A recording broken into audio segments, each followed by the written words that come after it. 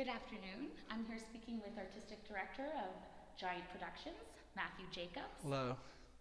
We're here to talk about the new off-fringe production that his company is producing, Honesty Rents by the Hour, written by Michael Malek, starring Howard Rosenstein, Catherine Yale, and Patrick Keeler. How are you today, Matt? I'm great, and how are you? I'm very well, thank you. Good. How about you tell us a little bit about the journey that brought you here to Montreal? I know that you're a New Jersey boy. Haha, yes, I am.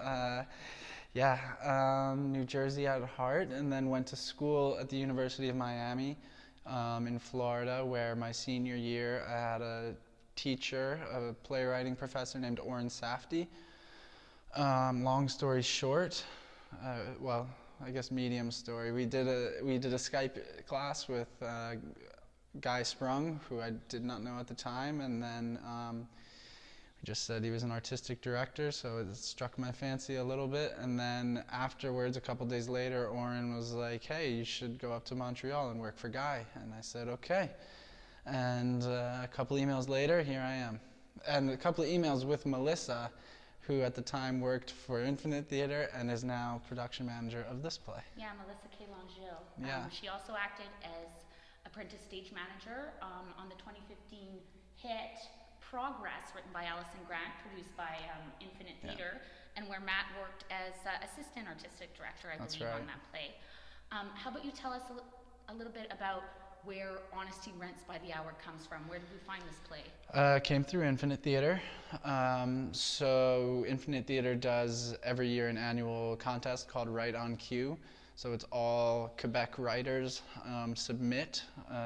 Guy claims that they all have their calendar marked at the end of, what is it, August or September? Yeah, it's right around Labor Day, September, I believe. So anyway, this play came through. We read it. It was one of like 40, 45. Struck me immediately, and then what happened was Guy and I sent off 6 finalists to a jury, this being one of them, and then the jury select 3 winners. They didn't select this one, maybe they're a little too conservative, but Guy and I said, all right, we're going to do this in the pipeline anyway. So we put it through to the pipeline. It got its stage reading in December, and it went really well. And then we said, what can we do next? And now here we are. So, why do people need to see this play? Oh, people need to see this play because, because it's refreshingly good writing.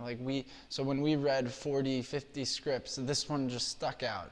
It's not the longest play, but it's sharp, it's well written, which is just a joy to come across. And then on top of that, certain people might want to see it for different reasons.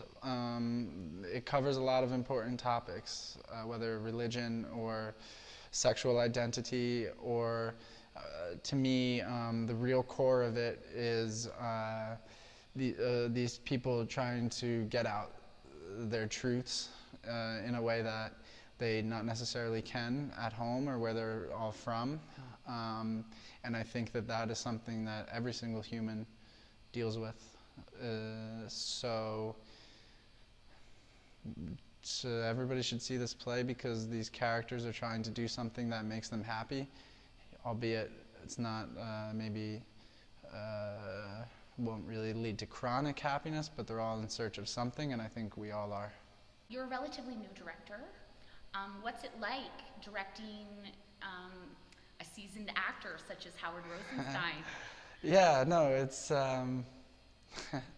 Howard's been great. I mean, we're lucky to have him on the team. He read in the reading in December, and if without him we wouldn't be here. He's the only original cast member back, and it's been really great. I mean, each character and each actor to me is different to direct.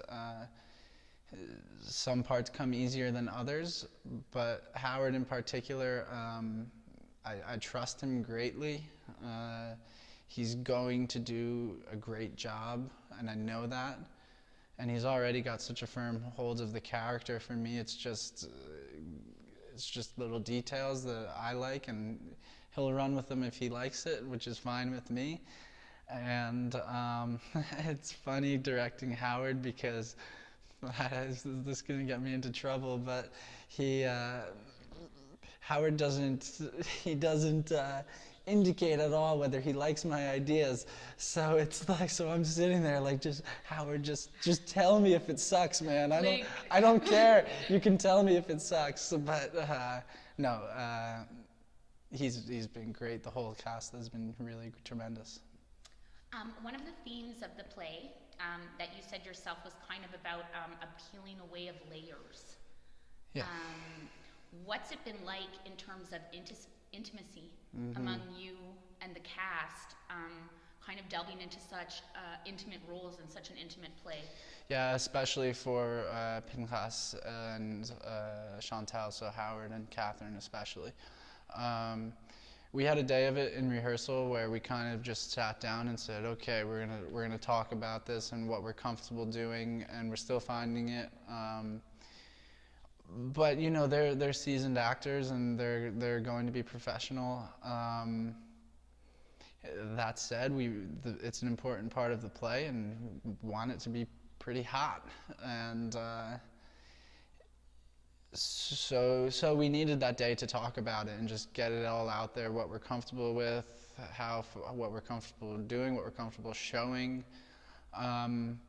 We'll still work on it a little bit. To me, those parts of the play, it's going to be sort of a balance in between improvisation and choreography. We'll know what we'll know what we're comfortable doing and some no-nos, and then at the end of the day, it's a trust to the actors. They're going to do a great job. You once said that this play was like an onion. Mm-hmm. Do you want to explain that a little bit, that concept? Sure.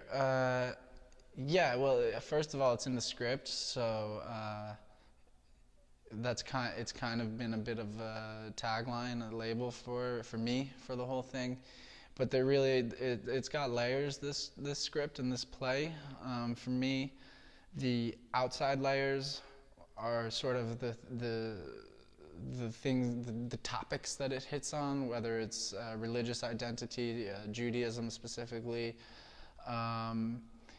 sexual identity and sexual orientation. Those things, they're kind of triggers to me, and they're on the outer layer. Then the middle layer would be why we're there. No, I'm sorry. It would be sort of how we've got there. And the fact of the matter is these characters are there for a threesome. So, and that is really what everything leads up to in the play. So that's layer 2, middle layer. And then the core, like I said earlier, the core is this yearning inside each of these characters to share a part of themselves. Maybe they didn't even expect to do it that night, but it was inside them itching to get out. And for one reason or another, this was a safe place for them to do it. So you've worked with Oren Safdie and Guy Sprung, Yeah. kind of both heavyweight names on the Montreal theater scene. How have they influenced you? How have they changed the way you direct or the way that you see theater? Oh, both guys are extremely smart. They're both also extremely dedicated to the theater. Guy I can speak to most especially, Oren I'm sure is the same way. I mean, Guy, if you go to his place, he's got every single book, every single play. So these guys are in it for life. And Guy, one time I told him that I want to make money, and he said, go be a dentist. And I was like, oh, shit. Oren, I just remember in his class, every week we read a play, which if you add that up over time, if you did it every outside of class or whatever, that's 52 plays in a year. That's a lot of plays that you read. And so it was just this vast knowledge of different types of writing with Oren, especially writing. But both of them are go-to guys because they know what they're doing. I mean, they're just, they're professionals, both of them. And I've learned a lot from each of them, whether Oren more writing stuff and Guy directing and just observing directing. Yeah. Okay, well, thank you for your time.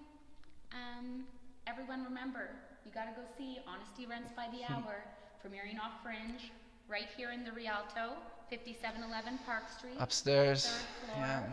Only $10. Check out our Facebook page for more info, or Giant Productions. Thank you very much. Yeah. TheaterGiants.com, @TheaterGiants. Giant Productions on Facebook. Anything else? YouTube, sort of. Look for this on YouTube. Google Plus, we're everywhere. Yes, Google Plus. I don't even know how that works.